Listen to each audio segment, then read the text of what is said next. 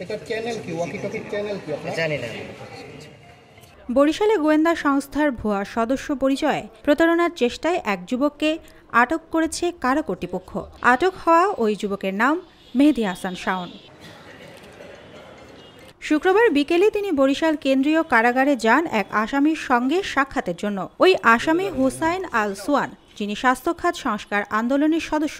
তবে কারা কর্তৃপক্ষ তাকে পরের দিন সকালে আসতে বলে। সংস্থার একজন অফিসারের সাথে কথা বলে নিশ্চিত হই যে এই নামে মেহেদী নামে বরিশালে এখানে কোনো এরকম ফিল্ড অফিসার নেই, এবং উনি ওনার পরিচয় দিচ্ছিলেন যে ফিল্ড অফিসার মেহেদী ডিজিএফআই।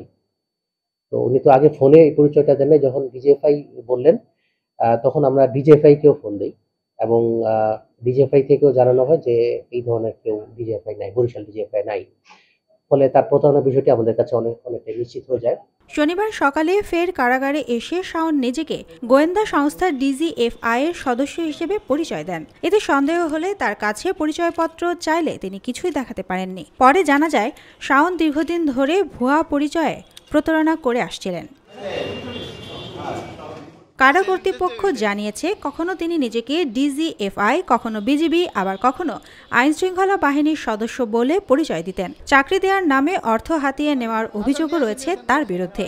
এমনকি এর আগেও 2024 সালে এক মামলায় কারাগারে ছিলেন শাওন। তবে শিক্ষার্থী হুসাইন আল সুয়ানের সঙ্গে তিনি কেন দেখা করতে চেয়েছিলেন সে বিষয়ে কিছু জানাননি। বর্তমানে আটক শাওনের বিরুদ্ধে কারা কর্তৃপক্ষ মামলা করার প্রস্তুতি নিচ্ছে।